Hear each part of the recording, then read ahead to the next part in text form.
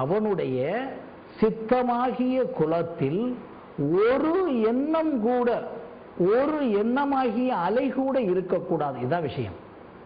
அப்பொழுது அவன் யோக நிலையை அடைகின்றான். ஆக எண்ணமே இல்லாமல் இருக்க முடியுமா? இப்பொழுதுதான் கேள்வி எல்லோருக்கும் வருகிறது. இப்போ ஆன்மீகவாதிகள், சில நமக்கு முன்னால இருக்கக்கூடிய சில ஆன்மீகவாதிகள் தாங்கள் ஏதோ ஒரு நிலையை அடைந்து விட்டதாகவே சொல்லி பேசிக் கொண்டிருக்கிறார்கள். அதை நம்பி இவர்களெல்லாம் ஓடிக்கொண்டிருக்கிறார்கள். ஆனால் உண்மையான ஆன்மீகம் என்றால் தீர்க்கமாக தெரிந்து கொள்ளுங்கள், நீங்கள் முழுவதுமாக எண்ணமற்று போனீர்களா? எண்ணமே இருக்கக்கூடாது உடம்பிலே. அதான் முக்கியமான விஷயம். எண்ணமே இல்லாமல் உடம்பிலே என்றால் மூளையில். இதை எப்படி எளிமையாக புரிந்து கொள்ளலாம் என்றால், கனவற்ற உறக்கம் என்று எடுத்துக்கொள்வோம். இது சயின்டிபிக்காக நிரூபிக்கப்பட்டது. கனவற்ற உறக்கத்திலே நன்றாக தூங்குகிறீர்கள். நினைத்து பாருங்கள், நன்றாக உறங்குகிறீர்கள். உறங்கி எழுந்தவுடன் அந்த 3 மணி நேரம் உலகத்தையே மறந்திருப்பீர்கள். பாருங்க, உலகத்தையே மறந்து இருத்தல் என்னவென்றால் நினைவை இழத்தல். அவ்வளவுதான். அந்த நினைவே இல்லாமல் இருத்தல். ஆனால் மூளையில் எண்ணங்கள் இருந்தனவா என்றால் இருந்தன. இங்கதான் அறிவியல் பூர்வமான, விஞ்ஞான பூர்வமான பிரச்சனைக்கும் மெய்ஞான பூர்வமான பிரச்சனைக்கும் முரண்பாடுகள் வருகின்றன. இந்த மெய்ஞானிகளாக இருப்பவர்கள், ஆன்மீகவாதிகள் எல்லாம் அந்த நிலையை கொஞ்சம் அடைந்தவுடன், ஒரு தென்றல் போன்ற ஒரு மயக்க நிலை வந்தவுடன் அவர்கள் என்ன கூறுகிறார் என்றால், நாங்கள் இறைவனோடு ஐக்கியமாகிவிட்டோம். இதை நீங்கள் கொஞ்சம் கலோக்கியலா திங்க் பண்றதா இருந்தா, சாதாரணமா ஒரு மனிதன் கஞ்சா அடித்தவரை கூட எடுத்துக்கொள்ளுங்கள். கஞ்சா குடிப்பாரே அல்லது மது அருந்துவாரே, அவருக்கு கூட ஒரு மயக்க நிலை மறந்து போகும். இது நம்ம கம்பேர் பண்ணுவதில் சரியா புரிந்து கொண்டாத்தான் புரிய முடியும்.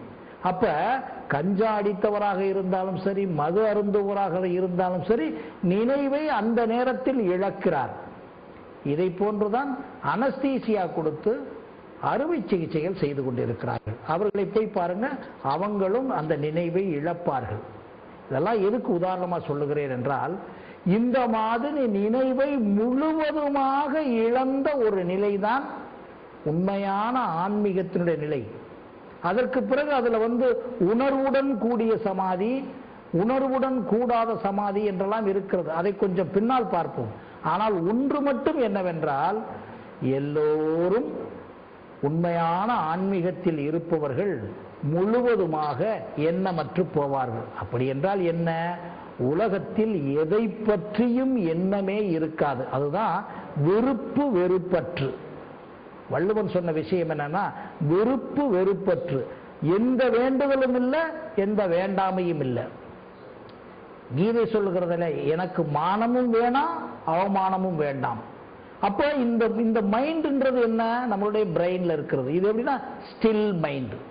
அதைத்தான் நம்ம கிராமங்கள்லயோ மற்ற இடங்கள்லயோ சொல்லுவோம், பிரம்ம பிடிச்சது மாதிரி இருக்குன்னு சொல்லுவோம்.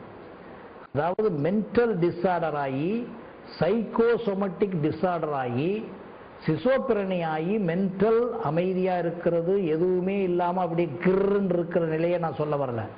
சாதாரண நிலைகளிலே சில விஷயங்கள்ல நீங்க ஒண்ணுமே செய்யாம பிரம்ம பிடிச்சது மாதிரி சில நேரங்கள் அப்படியே நியூரானிக்கல் நெட்வொர்க். அங்க என்ன நடக்குதுன்னு சொன்னா, சயின்டிபிக்கா இந்த பிரெயின்ல இருக்கக்கூடிய 10,000 கோடி செல்களில் இருக்கக்கூடிய நியூரானிக்கல் நெட்வொர்க் கொஞ்சம் சுவிட்ச் ஆஃப் ஆயிடும். இது அல்ல அந்த சமாதி நிலை. இது எப்படின்னா, நாம போடுகின்ற எண்ணங்களினாலும், நமக்கு ஏற்படக்கூடிய குழப்பங்களினாலும், நாம செயற்கை முறையிலேயே உருவாக்கி கொள்ளுகின்ற மது போதைகளினாலும் ஏற்படுகின்ற நிலை. பட் அது எப்படின்னு சொன்னா, கம்ப்ளீட்டா எண்ணங்கள் ஒடுங்கிய நிலை. அதான் முக்கியமான விஷயம். எண்ணங்கள் ஒடுங்கி இருக்கும். இப்ப பாருங்க, கனவற்ற உறக்கத்திலே எண்ணம் ஒடுங்கி இருக்கிறது. அதை கொஞ்சம் யோசிச்சு பார்க்கணும். எண்ணம் இல்லாமல் இல்லை, எண்ணம் ஒடுங்கி.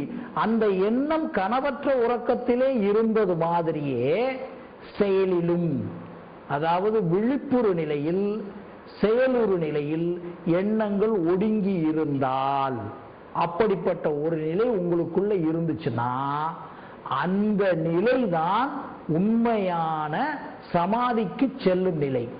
எப்படி நீங்க வேலை பார்த்து கொண்டே இருக்கிறீர்கள். இது சுவாமி விவேகானந்தர் தெளிவாக சொன்னார். விளையாட்டில் கூட நீ 100% கான்சென்ட்ரேட் பண்ணிட்டேனா, சாப்பிடுவதில், பேசுவதில், எழுதுவதில், எந்த கலையிலும். சில பேர் பார்த்தீங்கன்னா டிராயிங் வரைஞ்சிட்டு இருப்பாங்க.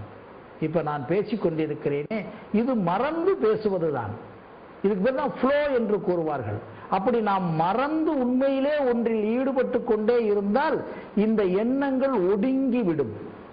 அந்த ஒடுங்கி விடக்கூடிய நிலைதான் உண்மையான ஆன்மீகத்தை தேடுகின்ற நிலை. இவர்கள் சொல்லுவது போல பயப்படுவதற்கு அங்கு ஒன்றுமில்லை. ஏனால் மனிதன் எல்லாருக்குமே எண்ணம் ஒடுங்கு நிலை மூளையில் இருக்கிறது. அந்த எண்ணம் ஒடுங்குகின்ற ஒரு நிலையை தொடர்ந்து வைத்துக் கொள்ள வேண்டும். அப்பதான் பிரச்சனை வருது. இப்பதான் பதஞ்சலி யோக சூத்திரத்தை பற்றி நான் சொல்ல வருகிறேன். எல்லா சூத்திரங்களும் சொல்லிவிட்டன. இப்ப கொஞ்சம் ரிவைன் பண்ணி பாருங்க. முதல்ல சொன்னதுல வேதாந்தம் சொல்லுகிறது எண்ணமற்று போ. ஔவையாரும் சொல்றாரு நினைப்பு மறப்பு மற்று போ. திருமூலரும் சொல்றாரு, சித்தர்களும் சொல்றாங்க, பதஞ்சலி யோகமும் சொல்லுது. எப்படி? உன்னுடைய சித்தமாகிய குல